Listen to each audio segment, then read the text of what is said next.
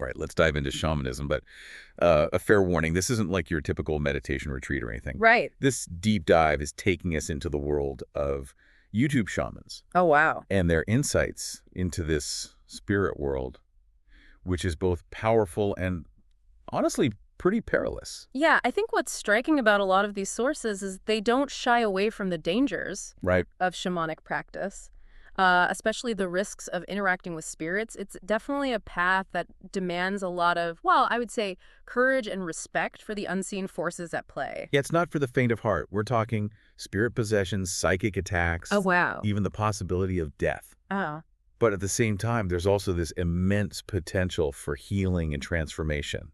It's like walking a tightrope between worlds, you know? absolutely. And that duality is really at the heart of it. All the sources emphasize this kind of balance between the physical and the spiritual realms. And the shaman acts as this bridge between the two. Right, so it's not something you It choose. chooses you. It's a calling, not a career. Right. Like Jade Sheena was saying, Yep. it's a calling, not a career. But what does it even really mean to be a shaman? I think the sources paint a pretty fascinating picture. It's like they're conduits, Yep. intermediaries between the human world and the spirit world. They can see and interact with spirits. They can even be possessed by them for purposes of healing, divination, or even battling negative forces. So it's not just like talking to spirits, it's like channeling their energy and wisdom, Oh, absolutely. and even their power. It's about tapping into a source of knowledge and energy that's beyond, our normal perception. Right. But as Jade Shinu's experiences really illustrate, that power comes with, immense responsibility. Even really experienced shamans can face serious risks. Yeah. She talked about encountering like pure evil entities during her healing work, being targeted by psychic attacks. So it's like the spirit world has allies and enemies, and a shaman needs to know how to navigate those relationships. Exactly. Sacred Gaia describes the spirit world as being divided into different realms, each with its own unique energies and inhabitants. There's the lower world associated with primal instincts and shadow forces, the middle world where human spirits reside, and then the upper world, which is a realm of higher consciousness and benevolent beings. So it's not just about avoiding like bad spirits. Right. Even spirits from the upper world, the seemingly good ones, could pose a threat if approached incorrectly. That's right. Just like humans, spirits have their own personalities and motivations. A spirit might be benevolent in general, but, react negatively if they feel disrespected or their power is misused. That's why shamans need to be incredibly skilled and knowledgeable in the art of spirit communication. That's where shaman sickness comes in, right? Right. Jade Chino described it as this like physical and mental illness that can manifest if someone ignores their shamanic calling. Yeah, it's a really powerful example of the potential consequences of neglecting the spiritual path. Like ignoring your calling can create this spiritual imbalance. It's like a buildup of energy that can manifest as illness, misfortune, Wow. even madness. So it's not just about missing out on this opportunity, it's about potentially endangering yourself or even others if you try to resist your destiny. I think it underscores the gravity of the path. Mm-hmm. Shamanism is not a hobby or a weekend retreat. It's a way of life, a profound commitment to a world that's hidden from most people. Okay, so let's say someone accepts the calling. Yeah. What does that journey of becoming a shaman actually look like? It's not for the faint of heart, that's for sure. Jade Shinu described her initiation as this series of really challenging experiences, Yeah. almost like trials by fire. That- She talked about facing her deepest fears, confronting her shadow self, and going through ego death. Whoa, ego death. Yeah. That sounds intense. It is. It's about shedding your old identity, your sense of self, and surrendering to this larger force, like letting go of the ego's need for control and allowing yourself to be a vessel for the spirits, for their wisdom and power to flow through you.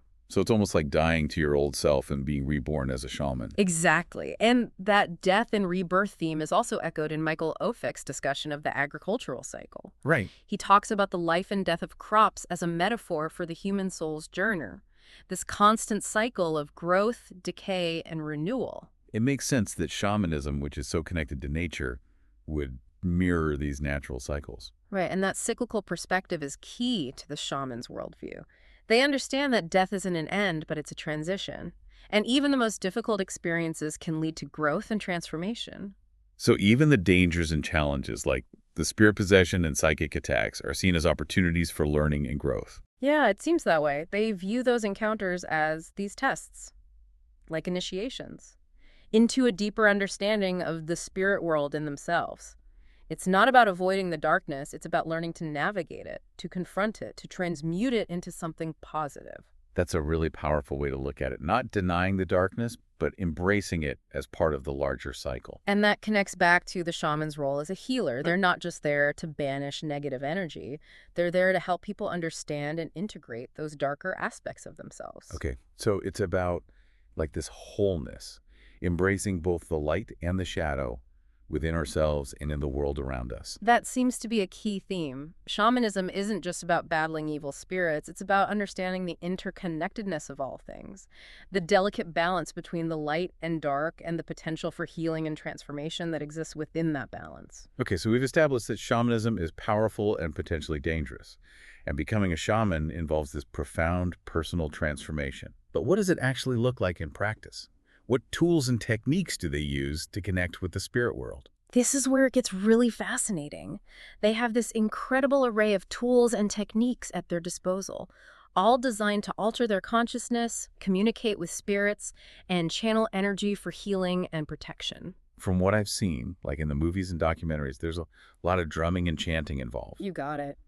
Rhythmic drumming and chanting are definitely common elements. Right. Jade Chenu specifically mentioned using Native American drumming and dancing to induce trance states and connect with spirits. It makes sense that music and movement would be so powerful in altering consciousness. Right, and it's not just about creating a mystical atmosphere.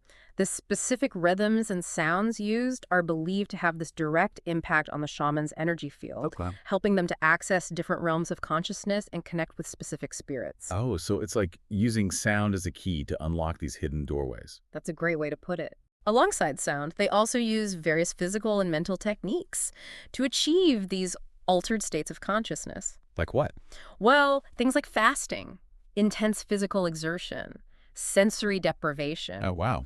Those are all pretty common practices. I can see how pushing your limits could break down those barriers.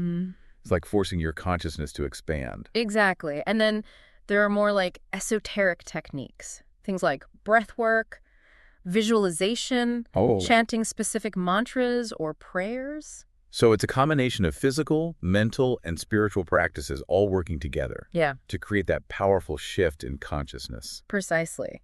And it's not just the individual techniques, it's the intention and the context, like the setting, the ritual objects, the presence of other practitioners.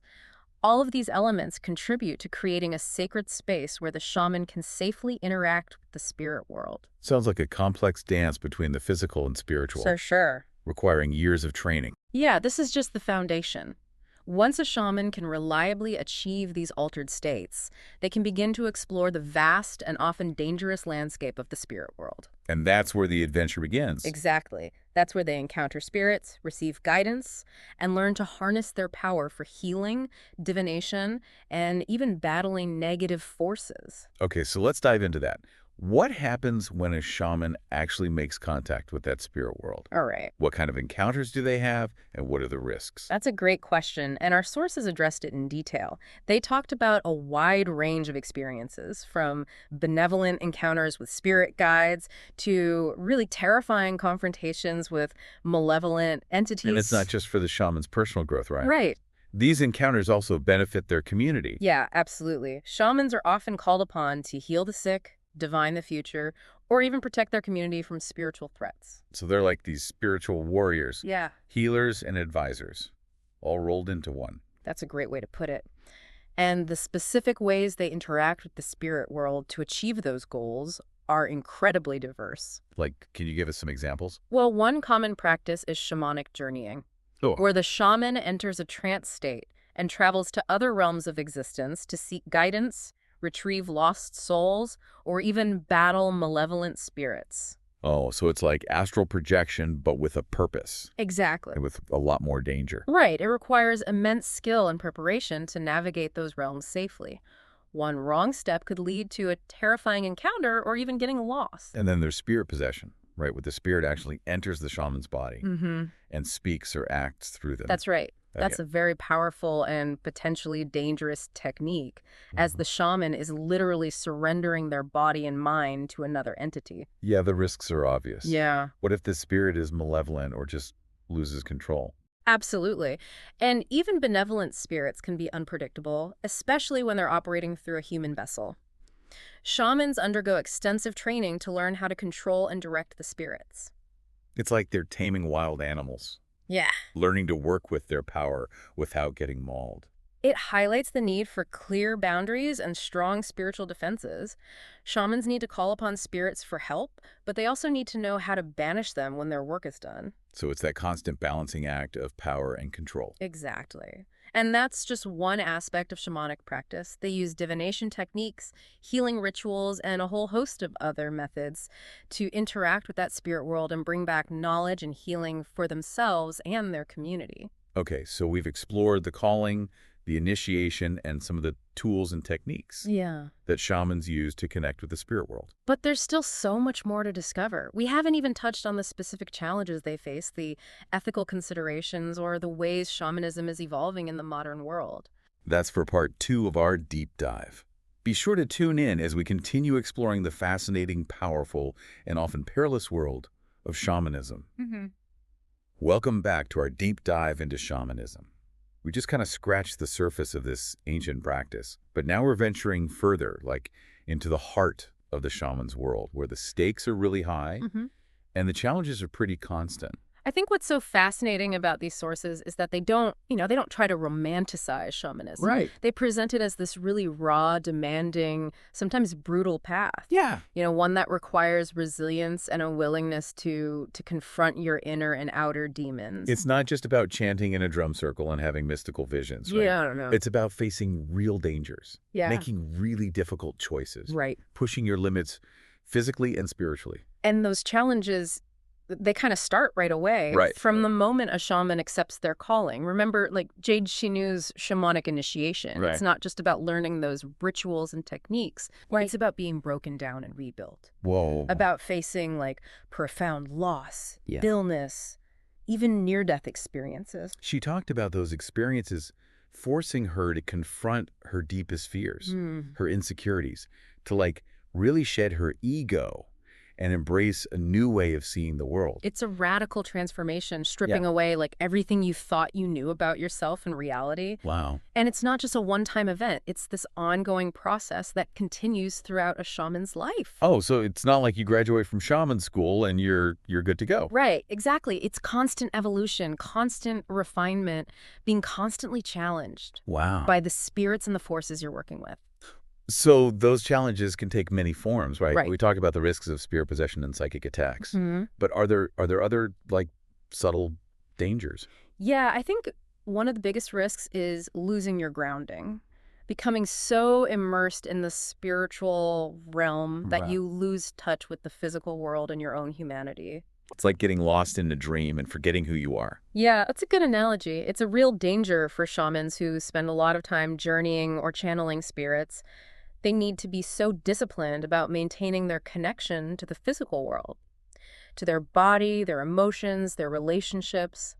So it's not just about spiritual power, it's about balance. Exactly. It's about walking between worlds Yes. without getting lost. And that balance is constantly being tested. They're often dealing with really heavy stuff, Yeah. illness, trauma, death, the burdens of their community. Yeah, Jade Shinu actually mentioned that she often felt really drained after healing work. Yeah. Like she was absorbing the negativity and pain of others. That's super common. They're not just working with energy, they're working with emotions, with like psychic imprints, with the residue of trauma and suffering. Oh, wow. It takes a toll. So how do they protect themselves from being overwhelmed?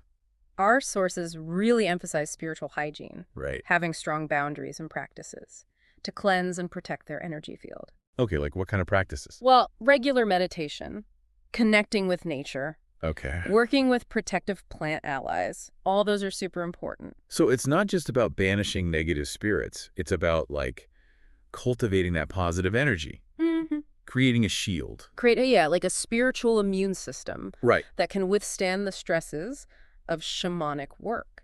Makes sense. They would have to be really vigilant. Oh, yeah.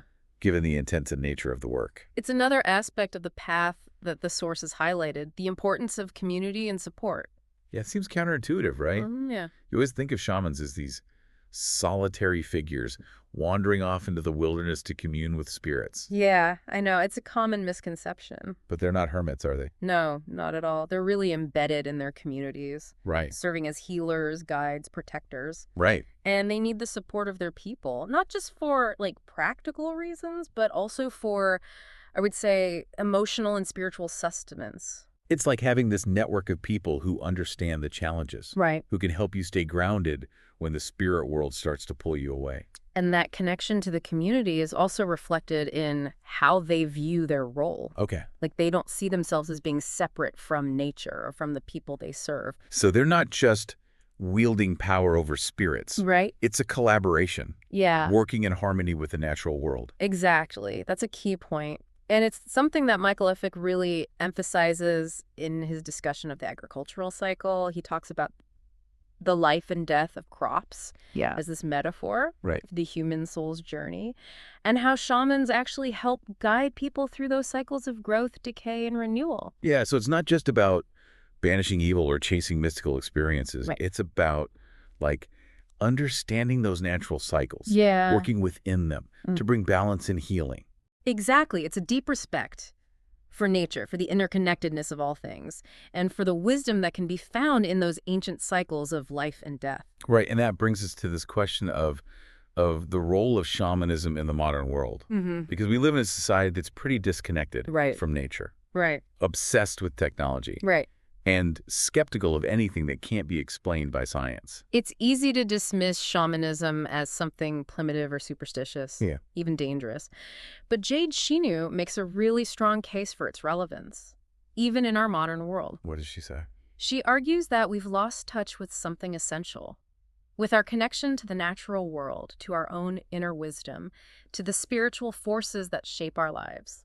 So shamanism offers us a way back to those things? Yeah, that's the potential, but it's not without its challenges. And one of the biggest, I think, as our sources point out, is the danger of appropriation and exploitation. Yeah, with its growing popularity, there's a risk of it just becoming another, like, trendy spiritual commodity. Right. Stripped of its context and depth. Exactly. Right. And we see that with a lot of ancient traditions, yoga, meditation, herbalism. Right. You know, it's a fine line between appreciating a tradition and, reducing it to a superficial trend.